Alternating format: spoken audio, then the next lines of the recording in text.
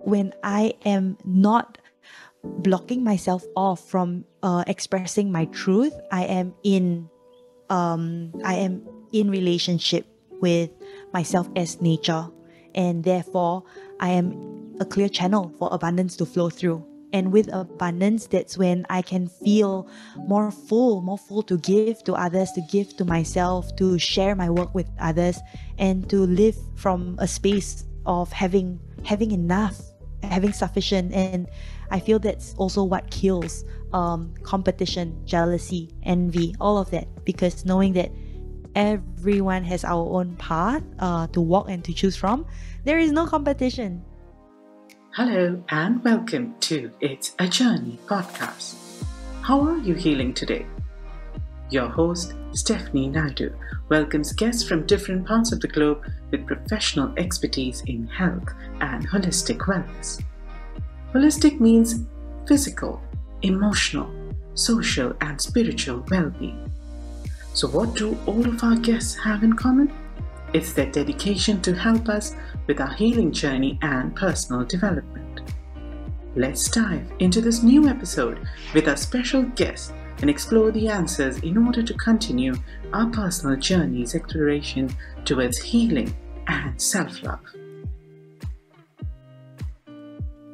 Stephanie Chaunte Leong is a trauma-informed somatic depth therapist and quantum energy practitioner. Her bold mission is to guide humanity to live an abundant life of purpose, power, and pleasure. A background in depth psychology, leadership training, somatic yoga, breathwork, and meditation allows her to hold safe and steady containers for her clients to transform their challenges into their strength potential. She supports leaders and clients in discovering their authentic power, embodying their purpose, and reconnecting with pleasure. Stephanie's work specializes in childhood trauma and abuse, sex and intimacy, self-worth, and wealth. She inspires a client to connect with their innate power and supports them to uncover their soul's gifts. Working with Stephanie presents a deeply alchemical journey of healing, transformation, and a rebirth of a secure, intimate relationship with yourself and your body. In this 20th episode, I will be talking to Stephanie about somatics. Our topic today is reclaiming our body to live an abundant life. Hello, Stephanie. Thank you so much for being here on my podcast. It's a journey. It's such a pleasure to have you today. Thank you so much. Thank you so much too, Steph. It's very, very nice to be here. It's an honor. So let's start our podcast with you. You are a somatic depth therapist and a quantum wealth activator. Can you tell us what led you to what you do today and define somatics and quantum so we all clearly understand the terminology? Yes, definitely. So my journey in this began really when I was working in Lululemon as a manager, and what I was so moved and inspired by is how much of the people that they focus on.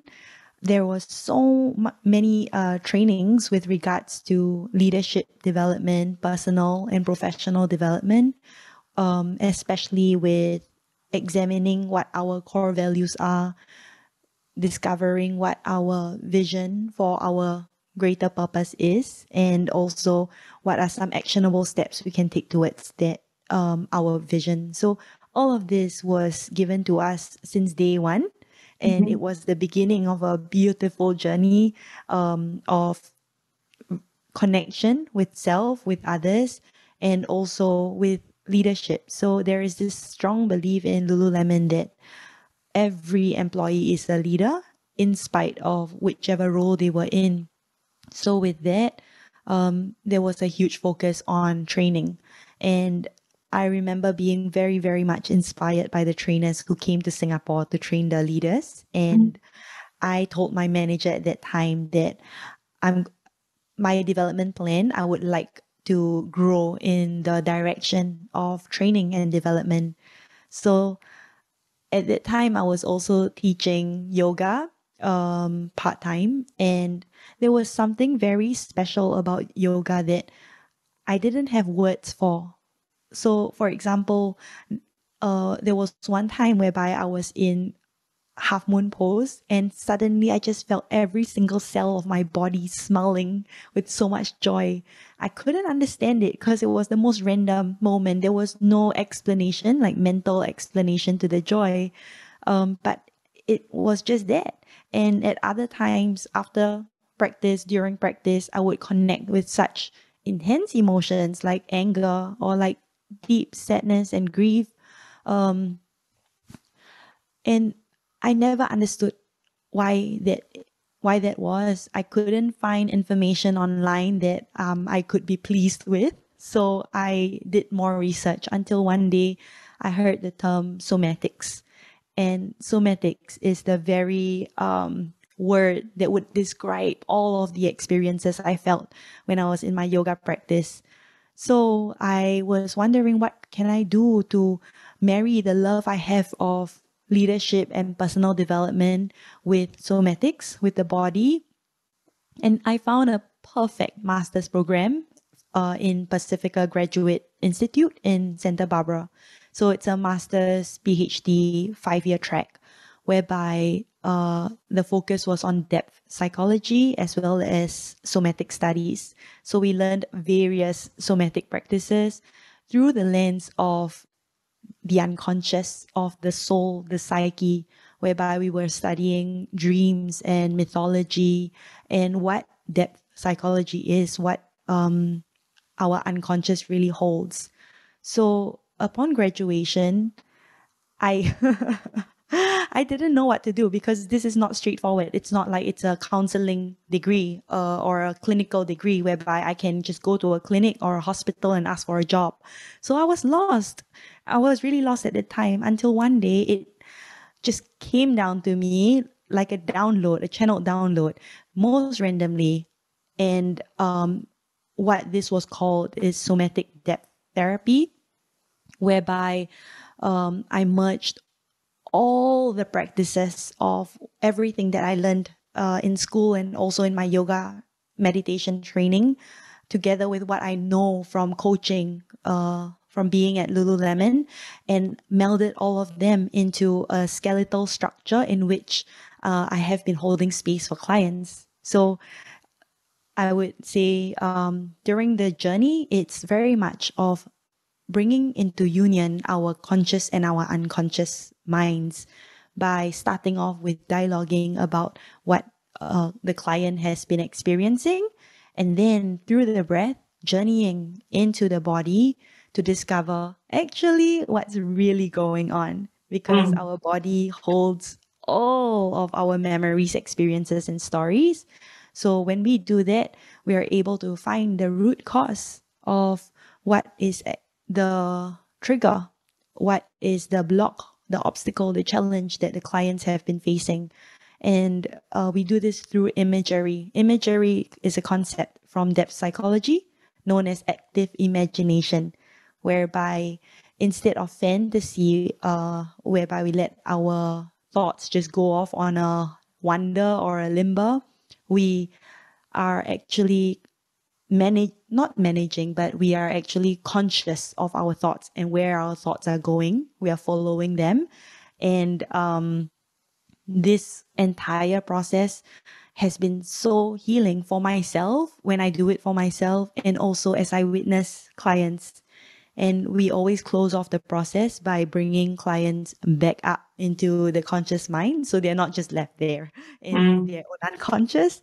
And through the sessions, we also speak of dreams, because when clients engage with the body, with the unconscious starts to to be more chatty, and that's when more thoughts will emerge. Dreams at night will be a lot more vivid. So that is the idea of somatic depth therapy and what led me to what I'm doing. I would say also that there was a moment whereby I finally felt like I came into my body. And before then, I didn't realize I've been living life like beside my body, or behind my body or above my body. So I would know of certain emotions, but I wouldn't feel the emotions. And this is because of various reasons, mostly childhood upbringing, whereby it wasn't safe for me to be in my body and feel all that I'm feeling, the tiny vessel as a little girl. So very early on, I learned to jump out of my body every time I didn't feel safe. And somatics was the first time I ever felt a sense of belonging in the world through coming into my body.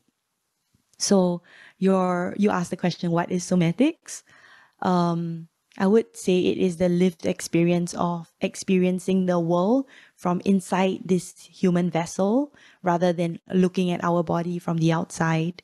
So I would say an example would be when we are in a yoga class, instead of listening to what the teacher is saying, like straighten out your arms, shoulders back, chest out, or like stick your butt out, instead of all these specific instructions that is for everybody, for the whole class, no matter what kind of body they have, but skeletal structure, it is to listen to what feels good in that moment. What does my body want to do in this moment? Does it want to soften? Does it want to ground down even more? Or do I want to get out of this asana because I don't like being in this asana? And why is it that I don't like being in this asana? Or what do I enjoy about this shape? So it's really the experience of being inside the vessel rather than trying to look perfect according to someone else's instructions or someone else's idea of perfect. It's a very personal experience whereby everyone's experience will be completely different. So I would say somatics is the field that lends us into embodiments. And to be embodied is really to allow for all of our parts to emerge. So the parts that from a young age and our growing up years have been maybe abandoned or exiled or disowned. For example, feelings of anger, feelings of deep grief or sadness, or even feelings of joy, like guilt about feeling joy and happy. When all of these parts have been exiled, we walk around the world not really knowing who we are and not really knowing what our big purpose is. So in the process of somatics and embodiment, we call back all of these parts. And I have a very strong belief that it's in our shadow, like these parts that we are not yet friends with, that our power lies. It points us to what actually is our purpose in this world, in this lifetime, in this body. So to me, somatics is really allowing for all parts of us to come online and to be talking and to listen, to be a safe container for all of these parts. I call the parts our orphaned children who have been orphaned. Yeah. And then to answer your question of quantum, I think, so in physics, quantum is the tiniest particle of something that could exist, right?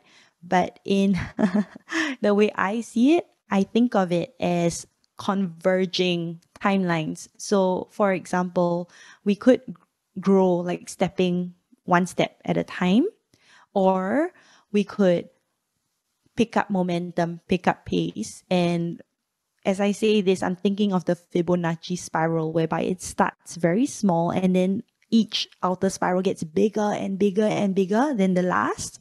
So to me, that's quantum, whereby whenever we pick up momentum, we pick up pace, every stride we take takes us further and further and further. So for me, I think of quantum as transformation and also really being very steadfast about our intention and what is it that we want. Because when we are clear on what we want and we clear out the blocks that's in the way, from where we are to where we want to be, it's a very quick jump and quick transformational process. So I call this alchemy. Okay. Thank you so much. There is already like a lot of information there, and then we'll continue, to talk about like a lot of things. So first we go to the body, and we're gonna dive into this fascinating topic of the body. So our lifespan has extended tremendously. Therefore, we need to keep our body healthy to enjoy a good life, right? But beyond the physical aspect of our body, you said that our body is our home. I saw that, I think, on your website. Can you explain to us what you imply and what do you want us to understand when you say that? Yeah, thank you. I feel emotional as I receive your question, because I think a lot of times in our culture, we've been raised to not listen to the body. So even like, as kids, it's so natural to play. It's so natural to daydream. But it's like, don't play, study. That's important. Stop dreaming, pay attention. That's important. And as we grow up, even as we are tired, it's so common for us to overlook our fatigue and just, trudge on, soldier on, and override all the messages of the body until we get really sick, or until a part of us, an organ, a body part starts failing us, and then we begin to resent the body. It's like this burden, this shell, it's preventing me from going on and on and on. But the thing is, we abandoned our body first. We let our body down first. And also with with regards to body image, like there's always been a ideal beauty, ideal sense of attractiveness. And if we are not that ideal, then there is something wrong with us. And that's when we begin to punish our body by whether it's restricting our body with the nutrients that it needs, or being very particular about the intake, whereby we perhaps kill the pleasure of being in a body and enjoying food, enjoying what we can experience with our five senses. And we also punish our body by over-exercising and over-exerting, going over limits, not listening to the body when the body is in pain, pushing through pain. Like in my teenage years as a cheerleader, what was told to us is to fight pain with pain. And now thinking back, that's the most ridiculous thing I've ever heard.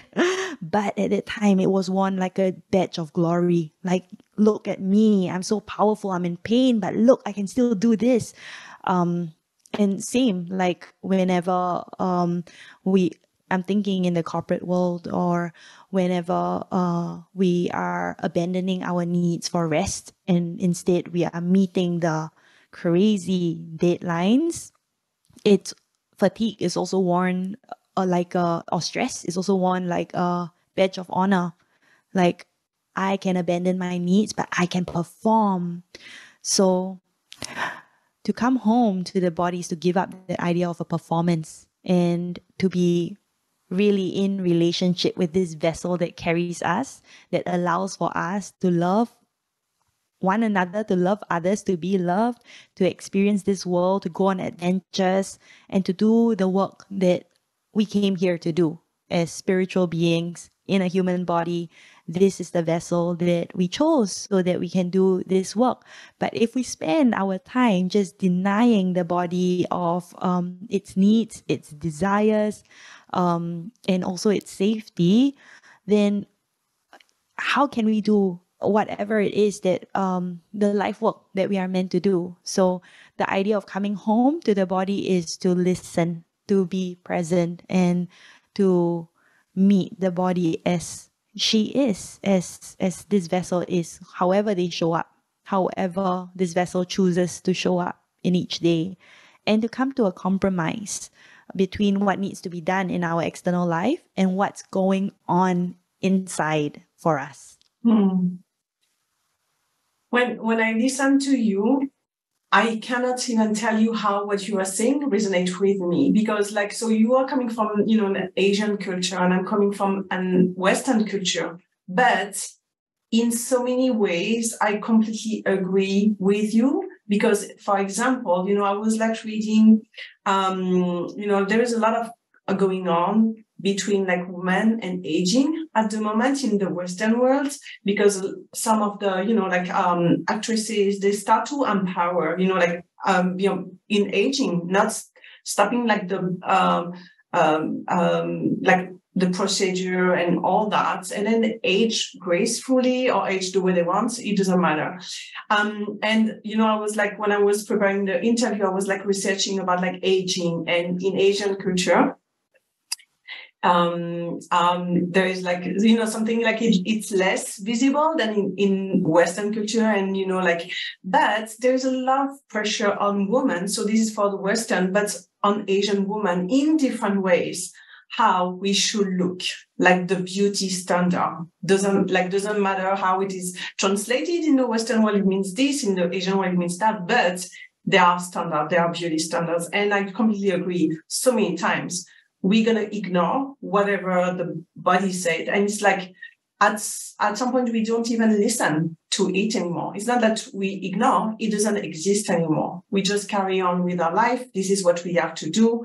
Even we have like, menstrual pain or things like that. We just like take a pill and then go to work, or, like a lot of things that we do. And it's like completely like unhealthy. So when I listen, I'm like, oh my God, this is so true. Whatever you're saying with your experience, this is also, so true in many ways. So thank you for saying that, and then bringing back the attention to like our home, our body. That's great. I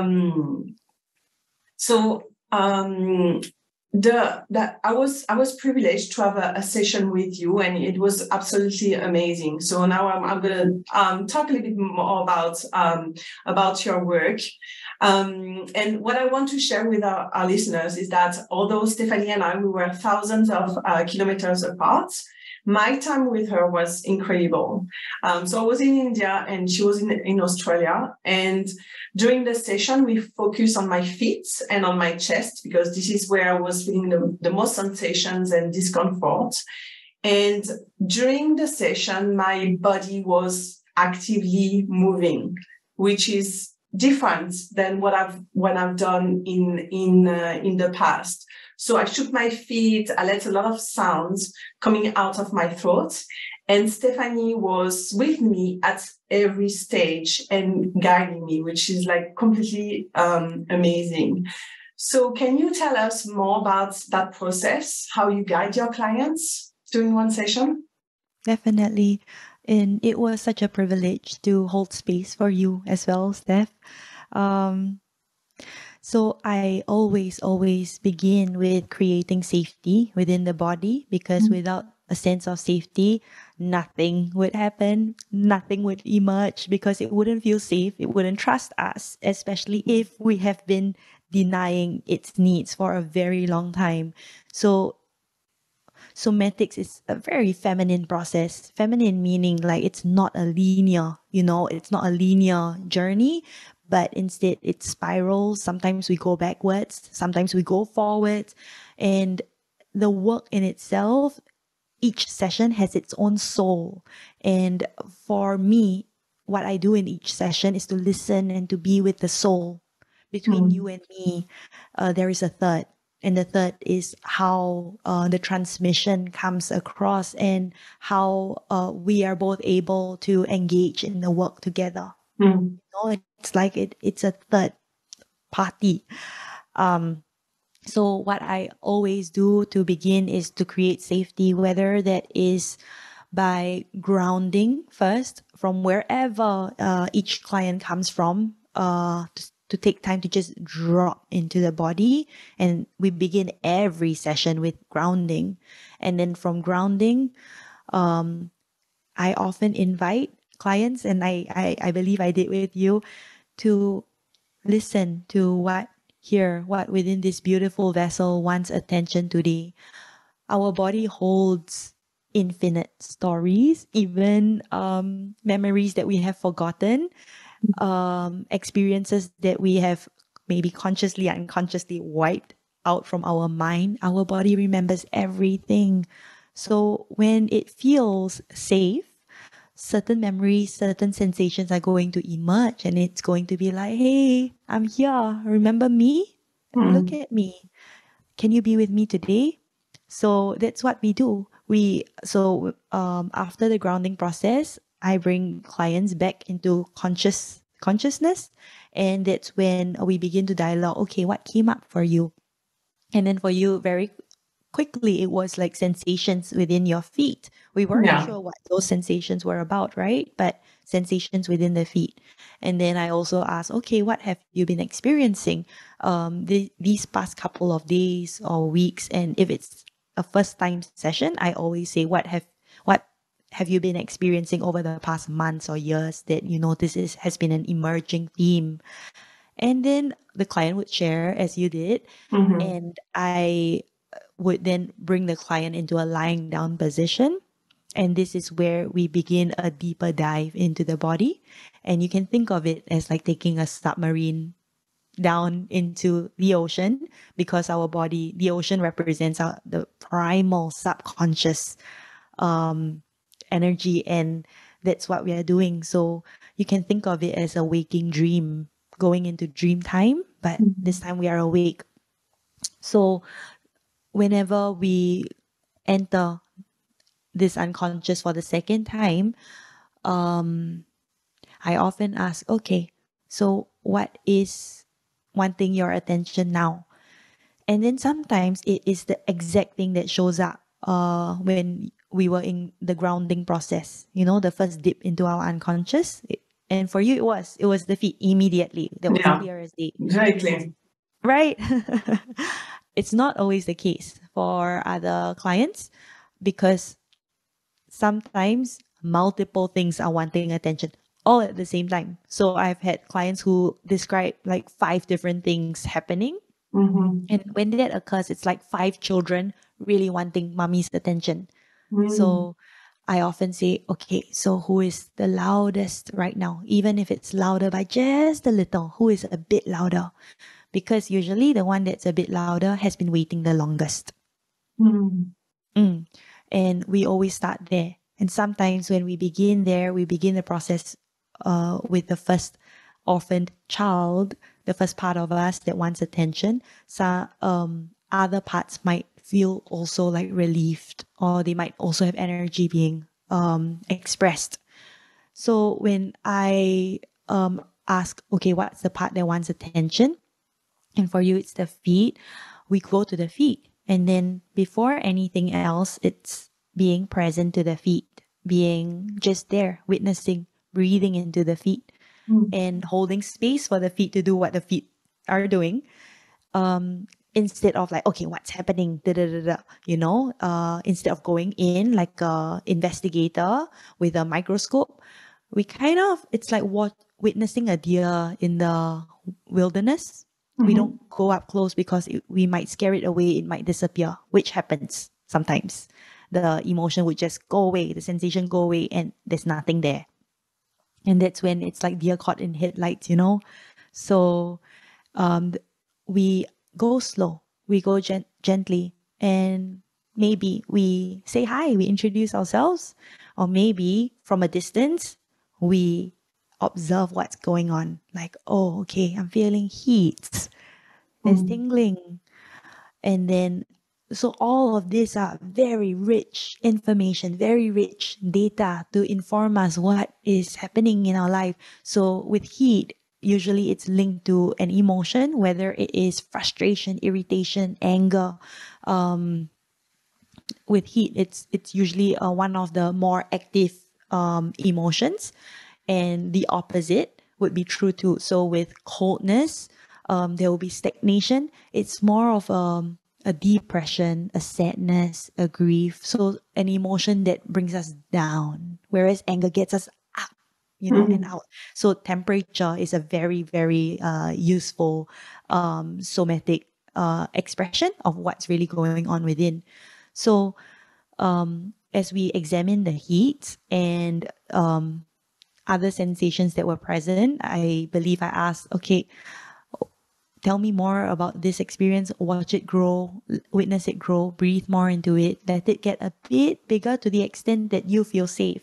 And by this time, as we engage with what is going on already in the feet, usually memory would begin to emerge because it's been waiting for an acknowledgement, right? So memory would come up. And if it doesn't, sometimes I offer the prompt, where in your life do you feel this way? Where in your life are you feeling this discomfort of the heat? Or where are you feeling this discomfort of the tingling, the pins and needles? And sometimes the clients are able to just click when a question is being asked because the soul is just ready to respond. And at other times, it's not so fast. So I would continue witnessing this and allowing it to express itself. So sometimes I'll ask, okay, so what does this heat want to say to you right now? And maybe it's like, I need to slow down. I need to ground. Or maybe it's, I need you to hold me. I feel too much. This is too much. It's overwhelming. Can you just hold me? And yes, we would respond. Always. We would always respond because from my experience, we go through life with our needs not being responded to from, various instances, as early as when we were crying as babies, because we were crying, our parents would have no clue why are we crying. And sometimes by luck or intuition, they would guess, oh, we need a diaper change, we need to sleep, we need food, we need water. Sometimes parents just don't know and they can't help not knowing because babies don't communicate like adults do. And sometimes parents just don't respond to the crying because they want the crying to stop. So when these things happen, we learn to stop also asking for help. We learn to stop asking for what we need at a very primal age. Before we even learn to speak, we learn to take care of ourselves. We learn self-soothing. So in pediatrist, Donald Winnicott's work, this is known as the false self, like creating a false self. So the idea of this process of being present, so present with the body and attuning to its needs, is a rewiring of the need that didn't get met all those decades ago when we were a little baby. So right now it's really asking, okay, what can I do for you? How can I support you in this moment? What do you need? And listening and trusting. So with a lot of clients, it's like, I don't know. And we only don't know because we are wanting to do it right. We are wanting to get it perfect because that's how it's been conditioned in modern world and society, that there is a right and a wrong, nothing in between. So with the body, there is no right and no wrong, and no one else would know except for you because you are in your body. I am a witness, but I'm not inside your body, so you would know. So we always go with the first impulse, the first instinct. So this process really supports us in coming back into relationship with our innate primal intuition that every human being has access to. Not just gifted mystics and psychics. Everyone has access to this. If only we know to slow down and to listen to the little tiny impulses. And the more we listen to them, the more confident they become and the louder their voice gets. And that's when making decisions in life becomes very steady for us, very clear, because we are so attuned to the different parts of our body.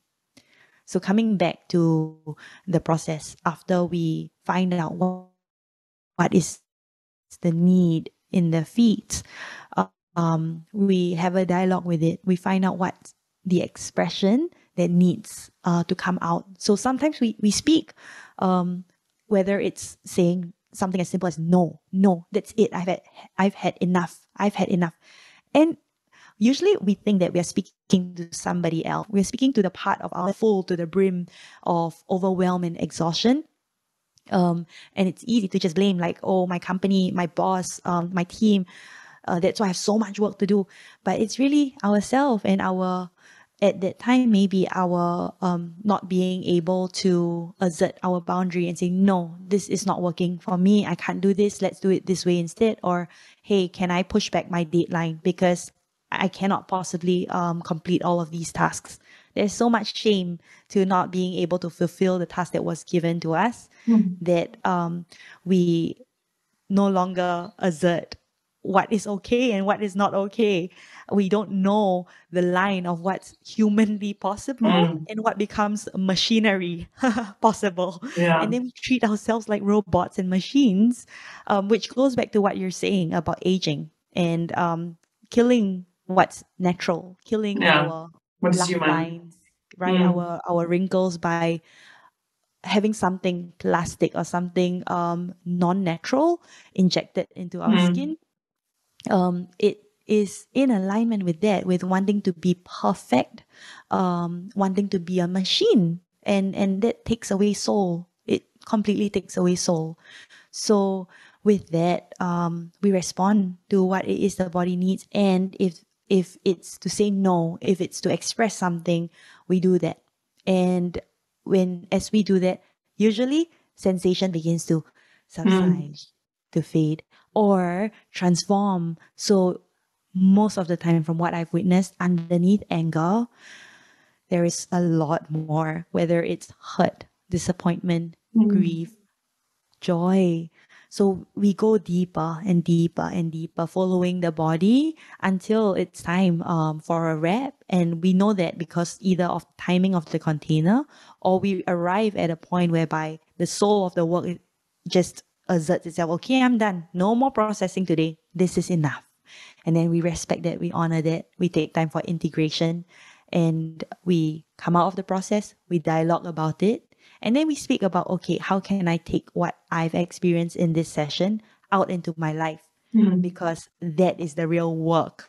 What happens in the session is a microscopic moment of what everything that happens in our life.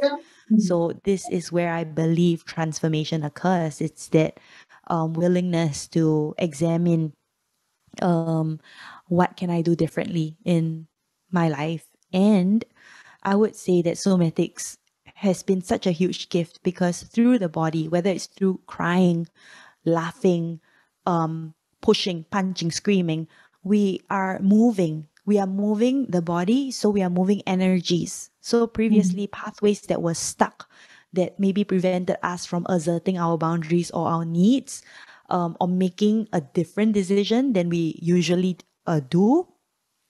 Usually we choose because we feel like maybe I don't have a choice. If we choose something that is we know is unhealthy for us, we often tell ourselves a story like, I can't help it. I don't have a choice. I need to do that. But the truth is, it's simply because the other possibilities, the other pathways in the body has not yet been ignited or fired up.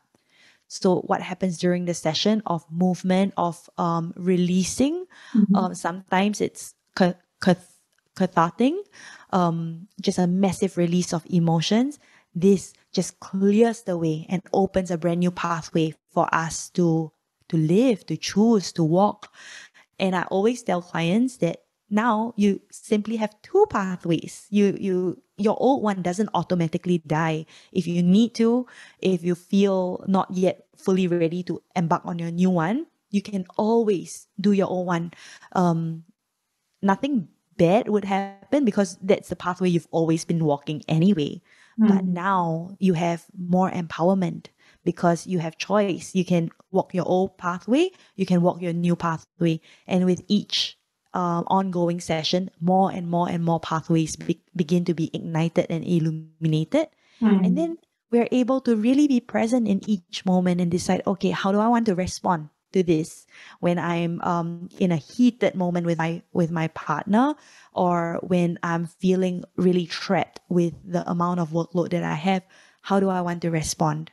And now we are given more tools in order to respond, so that it is really honoring where we are at in that moment and no longer abandoning ourselves. Yeah, that's very interesting. At the end of the session, there is one part that is about energy healing, and you talk a little bit about that now. How does it work, like this energy healing? And again, like being so far apart, I would like you to tell me a little bit more about this the very end of that session. Yeah, thank you for asking this. So honestly, it's a huge mystery to me. The more I try to wrap my conscious mind around it, the more I realize like this thing is bigger. It's much bigger than what I can understand. Because how on earth is it possible that you are in India, I'm here in Melbourne, and I'm activating energy through my hands, through my intention, and you're feeling something in the body? How is that even possible? No. That's why I'm asking you. Yes. So I have my ideas of what it could be, but I don't want to say that it's the end all be all because everyone would have their own ideas. So for me, I think of everything as vibration. Everything as vibration. And even if someone's not an energy healer or don't believe in this, it's like, when we go to a church versus going to a club or a bar, there is something that is very felt. There is something in the atmosphere in the room that feels completely contrasting to each other. Maybe one would feel like, I'm so at peace. This is so serene, so tranquil. And maybe at a club, it's like, oh, this is really loud. I'm feeling a bit uncomfortable, or I'm really enjoying this and feeling really uncomfortable with the quietness at the church. So, this is so intangible. You can't actually say exactly what it is, but you can feel it. Right? You can feel it. So I believe that everything carries vibration. This includes our thought. And I think this brings us back to quantum theory, quantum healing, because even our thoughts are vibrational. Our emotions are vibrational. Everything has a vibration. So what I believe to be true for the modality that I use, it's called a Akasma quantum energy healing, is that I anchor in an intention for the client, whatever it might be. And if it's general, if it's just simply to integrate the experience of a somatic therapy session, it would be that it's to hold space and to allow for a completion of what is needed for the client's body, client's soul, so that they can really anchor in the frequency or the experiences that they undergone through the session. And recently I've come across an interpretation of this that I really resonate with, which is that quantum healing works on repatterning our energetic field around us, and also the different ways of movement of energy within us, within our body, that allows for even more spaciousness for our highest self to come in and to integrate with our current being. So for me, what I do feel is that energy healing works in a way that exists beyond space and time. And that's why through the screen, even though we have like maybe a 6-hour time difference, you're feeling it in real time. Yeah. Even though like what I'm doing now is actually in the future of what you're experiencing, but you're getting it in real time. And even I believe like it manifests in technology. I think it's a far jump here, but I'm just going with it. For example, through the modality of Zoom, we are in completely different spaces, different countries across oceans apart. And it's my 4 p.m. and I believe it's your morning time, right? Yeah. Yeah. Yet we're having this conversation in real time. I'm speaking, you're responding, and I'm looking at you. I'm feeling your smile. I'm feeling your curiosity. I'm feeling your presence. So I think of energy healing as this way. It's just it's the Zoom that we cannot see. Yeah. And I use it because I have felt immense benefits from it, even though I don't fully understand it. But I have experienced energy healing calming me in the peak of anxiety.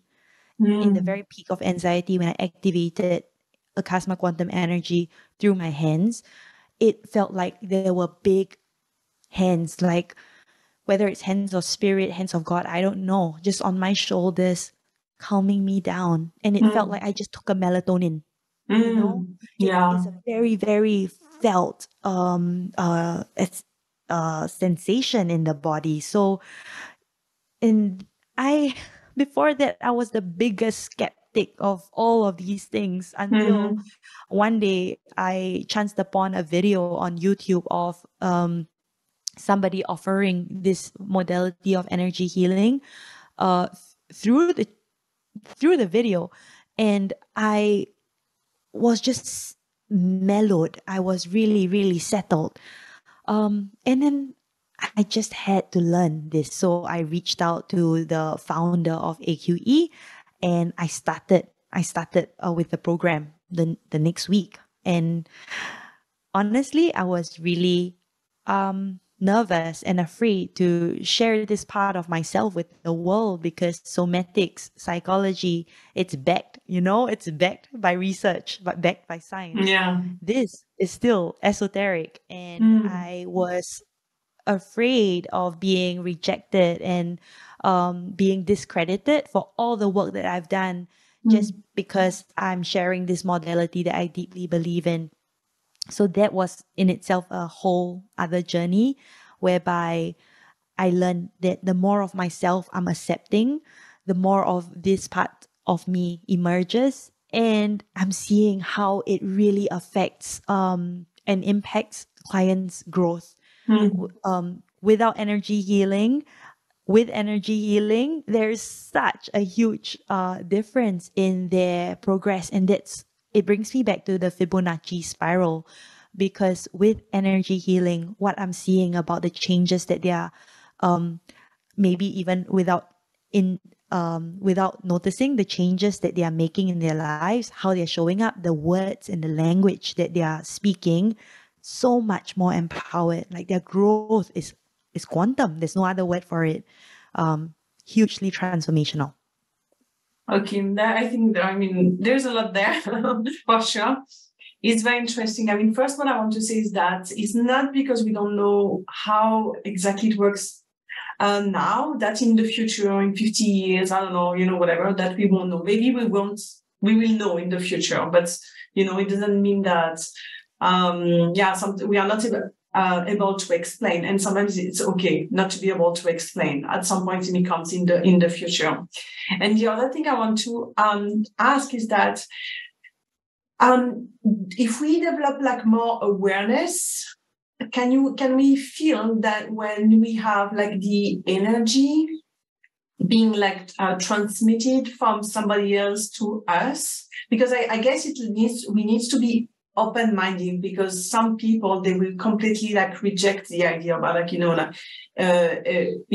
energy moving and all that. But I'm thinking that the more aware we are, the more we are able to receive and then understand the transformation, right? Happening inside, or even in the few days, we start to be aware of what's going on. Things are changing and we start to see the change around us, right? Yes. Yes, absolutely. Okay, fabulous. I'm going back to something that's like, again, like of your work. You recently launched an Embody Becoming mentorship program, and honestly, it looks absolutely fantastic. Can you tell me who is it for, and what outcome should be expected by the participants? And I also want to know, like, if our listeners are able to book a complimentary session before signing up with you. Would that be possible? Thank you. So, I'm feeling so much as I'm speaking about this because this is something that means the whole world to me. Because I wish that I had this offering when I was starting out with Soma Psyche Alchemy back in 2020. Like someone who has gone through this journey and is able to walk my hand through it, not telling me what to do, but supporting me in the process of finding out what I can do that is most authentic to myself. So embodied becoming is a 6-week alchemical vessel. I say that because it's hugely transformational. And it's for people who are seeking to create something deeply meaningful in their life, whether it's to close the chapter on the job that they've had for years and years and years that maybe kept them going financially, emotionally, but there was maybe always a whisper of what else is out there. I'm meant to do something different. I'm meant to do something more. I'm meant to serve. I'm meant to serve humanity. But having no clue what shape or form it's in. So, last month in May, astrology just snuck up behind me and completely took over my whole life. And I was very much surprised because it's like, okay, where does this fit in with somatics? Where does this fit in with psychology? What am I meant to do now with this big fiery passion with the soul of the material of astrology that's just came in and taken over? And most automatically, there was a merging. Because I started being very curious about it, and I used all my friends as my guinea pigs. I reached out to all of them. I was like, hey, so I'm trying this thing out. Can I please have your birth date, time, location so that I can offer you tips to get rich? And it started with that, it's called quantum wealth activation. And I believed in it because back in 2022, there was a month whereby my salary just quadrupled. And I didn't know what I did right. So I was never able to recreate that figure, that sexy figure for myself because I had no idea what on earth did I do that was right. So when I looked at my birth chart, it gave me clues as to what I could activate in myself. So when I say that, I don't mean it just energetically, but I mean like each sign rules a different body part. Yeah. And each planet rules different areas of our life. So with regards to wealth, I look specifically at Venus, the planet Venus, and also Jupiter, because Venus is the planet of love, beauty, art, and money. It talks about our wealth magnetism, what makes us attractive, what people would love to pay us for, and what is our physically beautiful body parts. Jupiter is the planet of expansion, of luck, of abundance, of opportunity. So I'm looking at these two planets, what sign they are in, and also the signs would be like the aspects of ourselves, the personality and the flavor of ourselves, and what house they are in. So the house is the area of our life, whether it's the area of career, groups and community, spirituality, at home, with our children, with our inner child, with routine and ritual. So there are 12 houses, 12 signs, and also 12 planets. So looking at Venus and Jupiter, I was able to then decode what specifically like the steps to do every day or whenever you'd like to. But for me, I do it every day because I know this helps me become Mm-hmm. wealthy. Mm. And I began to saw patterns with my friends, like friends who just had a really abundant mindset, and also friends who want to be abundant but they're not quite there yet. So I was witnessing and observing their wealth codes and also what their life actually looked like. So friends who already were abundant, they were living their wealth codes. For example, for some people, it's to stay at home, to make sure your home is beautiful, to make sure that you feel safe at home. And Mm. friends who already had that, they had a wonderful life that they were so satisfied with. And then I'm looking at friends who maybe really desire abundance, and of course, all of us do.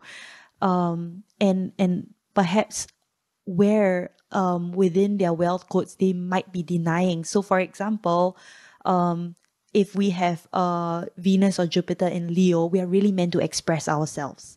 But Mm. in this culture, the culture I was in, or the culture that I was brought up in, it's like be quiet, be good. Don't be too loud. If you're upset, don't cry. If you cry, I'm going to be angrier. So from a very early age, we learn to not express ourselves. We learn to deny our self-expression, and then we learn to do it right, or do it good. So in doing that, we are completely blocking off our access to Venus, and we Mm. are blocking off our access to our self-expression, and therefore um our magnetism of beauty, our magnetism of wealth, of Mm. opportunities.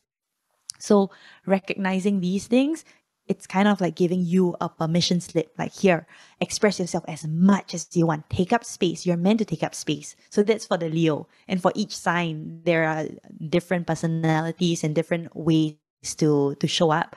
And usually it's to show up in a way that is most truthful to them. It's just the parts of themselves that they stuff down because they have been conditioned from a very early age, like, don't be like this. So for me, it's spirituality. So it's exactly what I said a few moments ago, of being so shy to share my spiritual side with the world because Mm. I'm a somatic therapist. And my Venus is in Pisces, which is all about spirituality and energy healing. So what I realized is that when I wove in energy healing into my work, abundance just flowed naturally. And my idea of it is because I allowed for my human to be in alignment with my true nature, Mm. with my soul, with my blueprint, my original blueprint, what I came here to do.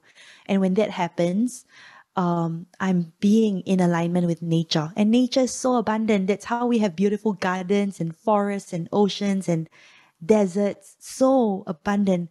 So when I am not blocking myself off from expressing my truth, I am in relationship with myself as nature, and therefore I am a clear channel for abundance to flow through. And with abundance, that's when I can feel more full to give to others, to give to myself, to share my work with others, and to live from a space of having enough, having sufficient. And I feel that's also what kills competition, jealousy, envy, all of that, because knowing that everyone has our own path to walk and to choose from, there is no competition. The only Yeah. competition is it's really what can we do to unblock ways that we maybe have been sabotaging ourselves or blocking ourselves from true power, authentic power, primal power, not power over others, but Mm. taking back our own power and being in alignment with our purpose. So this has been really, really eye-opening and soul expanding for Mm. me. And embodied becoming looks at various planet placements to let us know what is the light that we are here to shine, and what do we need to feel safe, because knowing what we need to feel safe gives us a clue about our soulmate clients, the people that will want our medicine. They will want to reach out to us to find out for whatever reason, we could be offering whatever, but it's actually us, that it's a frequency that we are exuding, that is what our soulmate clients want. And also knowing what we lust for is important, because lust has maybe been something that has been shamed or shut down or denied, right? But lust is actually the fire that fuels our motivation. Motivation is so important because it gets us out into the world to take action so that we can get ourselves what we need. We can put our life work out into the world. We can be the embodied walking, living, breathing example of our purpose of living a life that's so fully aligned and fulfilling. And also knowing where our deepest, darkest parts are. So for that, I look at our Lilith placements, our Chiron, our South nodes, because when we look at these things, it gives us clues as to what are some shadows that we can process in therapy. And this is where somatics comes back in, so that we can befriend our shadows, and then we can wield the power that has been suppressed in the darkness, and then use it as our soul's gifts, as our way of contributing to the world through our very own journey. So this has really taken over me, and it's really like being a conduit for spirit to work is what I feel with regards to this mentorship. So right now I'm working with people who are really searching for what is it that I can do to contribute in a way that's meaningful and make money while doing it. Yeah. That sounds like a very exciting program. Thank you so much for sharing. And regarding like the a session with you, complimentary session. Yes. That's so fine. Okay. Initial consultation, it's always complimentary. Always. Okay, fantastic. So I will put the link in the description box on YouTube. Okay. Thank you. All right. Thank you so much. We are wrapping up this interview with one last question, and it's about your daily practice. So I'm very excited to hear about what you have to say.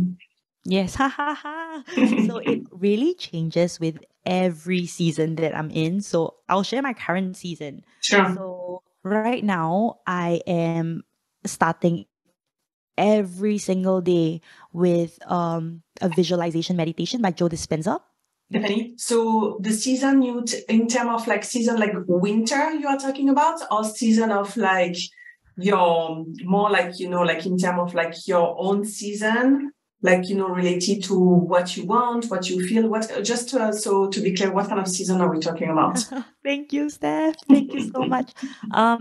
My own personal season. Your own personal season. Oh, okay, perfect. Okay. Sometimes it's in alignment with the outside season, the seasons of nature, and sometimes not. All right. But, right now, this season, I am beginning every day with a visualization meditation with Joe Dispenza. And on YouTube, I believe it's Start Your Day with this 20-minute guided meditation. I really enjoy the felt experience of that. So before my feet touches the floor, I'm already feeling my top self, my most abundant self, my best self. And that the energy rides me through the day with how I show up for my clients, the decisions that I make for myself, and also the frequency that I'm transmitting out, emanating out into the world, because what I'm emanating out ripples back in towards me. So it's a beautiful way to begin the day, and I really encourage for everybody to explore that if that resonates. And then I take time to be very slow and prepare my breakfast. So I call my breakfast a prayer to Persephone. Persephone is the Greek goddess who went into the underworld and married the king of the underworld, Hades. And I think of this work that I'm doing, somatic alchemy, somatic depth therapy, is very much going into the underworld of ourselves, because it is going into the shadows and then alchemizing, transforming our darkness, our fears, our doubts into our gifts and our power, taking our power back from the dark side of ourselves. So being friends with the darkness. So I begin my day like that. I have a bowl of oats with lots of berries, because berries remind me of Persephone. So I have that, and I have cacao, and I'm so slow with my breakfast. As best as I can, I don't do anything else. I'm just with my food, really with my food. And as I'm like chewing and tasting the berries, I feel so abundant, so wealthy, just being with nature in this way, taking in Earth's goodness, Earth's fertility. And my hope is that I am giving out the same thing into the world. So I do that, and then I always have a movement practice. So sometimes it's asana when I want it to be more structured. I'll do a yoga practice, and sometimes it's strength training, because I do want my bones to continue remaining strong.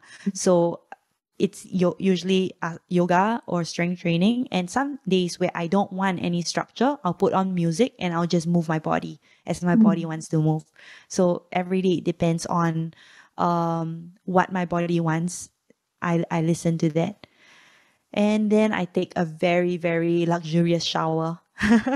Again, just preparing myself for the day, whereby I'm holding space for the rest of the day. I'm holding space for clients. And this morning routine really feeds my soul.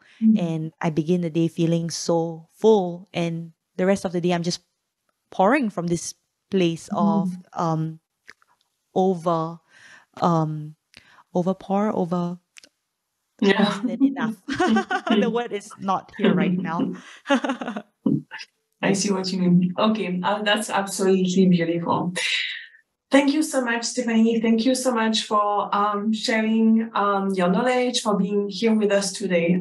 It was like extremely delightful to be to have this conversation with you. Thank you. Thank you, Stephanie. I deeply appreciate it. You can learn more about Stephanie on Instagram at Glitter Dust and Love Hearts, on Facebook at soma.psyche.alchemy, and on our website www.somapsychealchemy.com.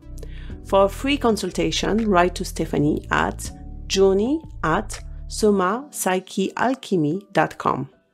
If you didn't have time to write everything down, or if you have any doubts about the spelling, no worries.